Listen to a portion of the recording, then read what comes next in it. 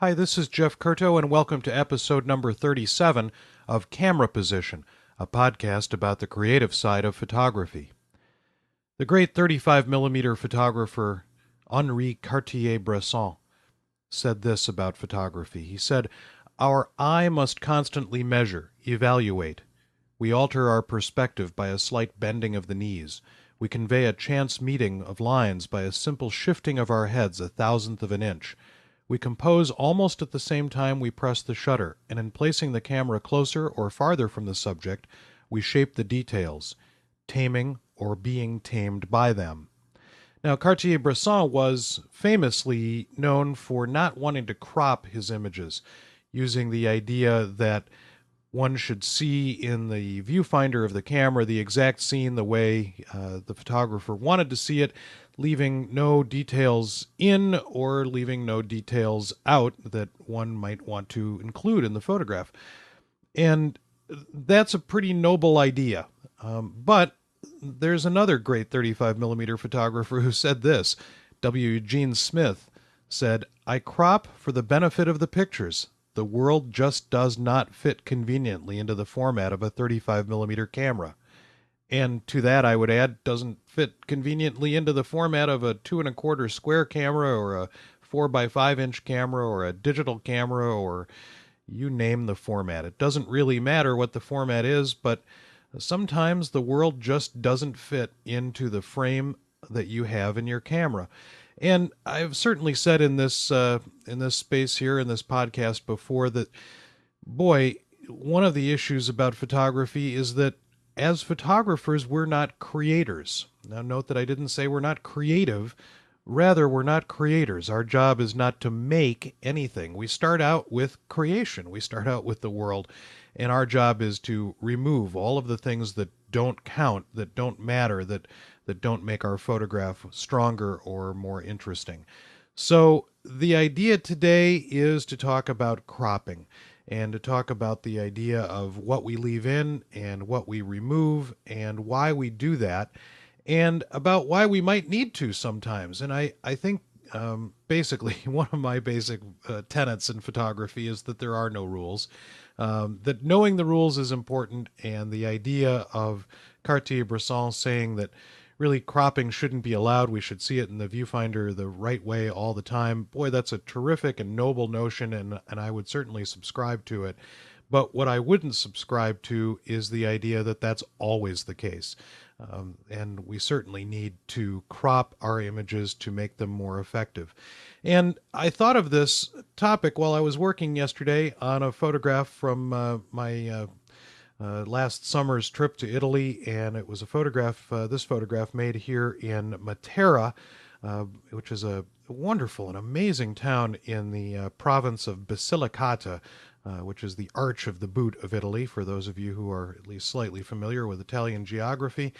And Matera is this amazing town where people lived in caves from the prehistoric times until the 1960s, when the Italian government became kind of concerned that people were living in these substandard conditions, and they built them modern housing outside of town. The cave neighborhoods kind of fell into disrepair and then were named a UNESCO World Heritage Site in 1993. And since then, the area has come back quite a bit, and it's a fascinating place to visit if you're considering visiting Italy and you're a photographer. It's certainly a valuable and wonderful, amazing place to visit, even if you're not a photographer. Really had an enjoyable time there this past summer. But I made this photograph of this church, and the church itself I thought was really interesting. I thought the light falling on it was interesting, and it really kind of points up for me the idea of why sometimes we need to crop. Now, here's a picture that I composed in my 4x5 camera's ground glass the best I could. Certainly the best I could. You know, those of you who are 4x5 users, or even if you're not a 4x5 user and you tend to use your camera on a tripod, you've probably discovered that what you do when you're working contemplatively is you really kind of try to concentrate on the the way details fit into the frame, and you're really trying to frame the image as best you can and use every square inch of film or every square pixel that you've got in your viewfinder. And I certainly try to do that, but in my case, in this situation, I remember back making the photograph back in June, and I remember that there was a problem in that where I wanted to stand didn't really particularly work for me in terms of the lens coverage that I had, in terms of what lens I had to frame the subject in the way that I wanted to frame it. And this is perhaps one of the best reasons, I think, for cropping. You know, those of you who are out there working with zoom lenses, one of your advantages is you can stand in the right place with the right interaction of elements and the lines and intersections of lines, as Cartier-Bresson would suggest, being arranged the way you want them. But with a zoom lens, you can zoom in and out until you get exactly the elements in the frame that you want and remove the elements that you don't want in the frame. And in my case, with a 4x5 and shooting this particular photograph with a 210 millimeter lens, which is one of the three lenses that I carry along with me. I carry a 90, a 120, and a 210. I have this big 450 lens, but I was using it so infrequently that I decided to leave it at home because it was too heavy and too cumbersome, and I had too much other stuff. And golly, I think what I really need is a 300 millimeter lens, but or a 350 or something. But in any case, what I got was this image and framed in this way. And I remember thinking in the back of my head, well, when I get back and develop this negative and take a look at it, probably what I'm going to do is crop it a little bit. I really didn't know that I'd crop it as much as I ended up cropping it when I was working with it just yesterday, but I, in fact, decided that I needed to get rid of quite a lot of elements in the frame and quite a lot of things that I really sort of imagined that I would keep, including the idea of the little blip of sky in the top part of the picture. I really decided I needed to get rid of that. And that I also needed to get rid of the door, which I think I probably imagined in my mind's eye back in June making the photograph that I would probably need to get rid of the little slip of doorway at the bottom of the image. But here's the crop that I wound up with, and of course what I've done also here is darkened shadows in a particular way and lightened some values just above the round window and so forth and so on. But I was wanting actually to have that window more or less front and center, but just slightly off center to kind of balance out the composition. I really liked the rectangular window in the top left corner of the frame. I really liked the way in which the glowing facade of this church kind of worked out in terms of the relationship to the shadows. But I really liked the way this sort of almost drapery of shadow worked at the bottom center of the photograph, the shadow coming from the little portico above the doorway. And the idea of darkening that shadow fairly substantially in Photoshop. And I also wanted to, while we're talking about this cropping idea and removing elements from the frame, talk about a couple of tools that we use to crop imagery, and the idea that cropping photographs isn't necessarily something that we're always going to do in the same way, but I've found some tools to be very useful. One of those tools that I found to be very useful is a set of cropping Ls.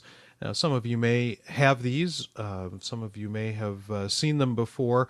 If you don't have a set, make some. It's real simple. Just take a couple of pieces of cardboard. They don't have to be spectacularly beautiful pieces of cardboard. They don't have to be black. They don't have to be white. They don't have to be gray. They can be really kind of any value you want them to be, as long as they are large enough to cover up the boundaries of most sized photographs that you print. And again, some of you who have heard me talk in this space before have heard me talk about the value of physical objects, even in our digital age. The idea of having a physical thing in front of you to manipulate and alter and move around and change physically in your fingertips is important, I think. And so when I printed this sort of proof version of the image to kind of experiment with cropping, I printed it out really quickly so that I could easily work with these cropping Ls and begin to examine the relationship of how the picture worked once I eliminated some details that I didn't think were important, that were extraneous to my vision of this photograph. So the idea then of removing some things using these cropping Ls and being able to do it physically in the physical realm as opposed to in the computer. And of course, I'm sure many of you are working with Photoshop and are using Photoshop's ubiquitous crop tool. Some of you may have begun working with Adobe's new product Lightroom and discovered that its crop tool is kind of backwards from crop tools that you have seen in other software packages. The crop rectangle stays more or less in one place and you kind of move the picture behind it. I rather like it, actually, once I've gotten used to it. The first dozen times or so you do it, you kind of move in the wrong direction and so forth. But I think Adobe's onto something here with the idea that we're physically moving the picture behind the crop rectangle, and that somehow feels a little bit more natural. But and another sort of variation, I think, on the Photoshop crop rectangle, and this will only make sense to those of you who are able to quickly go to Photoshop and examine this. But in the Photoshop crop rectangle, when you choose the crop tool, you have a choice of how you are seeing the information behind the crop rectangle that you draw out. And the default is to have some transparency behind that so that you can see the parts of the picture that you're eliminating. My recommendation is to get rid of that transparency, to make it completely opaque so that you're not dumbfounded by the extraneous elements that you are seeing behind the image. So make it opaque. What I've done is I've made it not only opaque, but I've also made it the same value of gray that is in the surround of the Windows box in the Mac version of Photoshop, so that what I see is a sort of seamless amount of gray around the image, the same that I would see in the back of a window in Photoshop's window surrounding a picture, so that it really looks to me like I'm removing the elements that I really would like to remove. So a couple of hints on tools for cropping, but also the idea that like W. Eugene Smith said, I crop for the benefit of the pictures. The world just does not fit conveniently into the format of a 35mm camera, or I would extend that to other formats as well.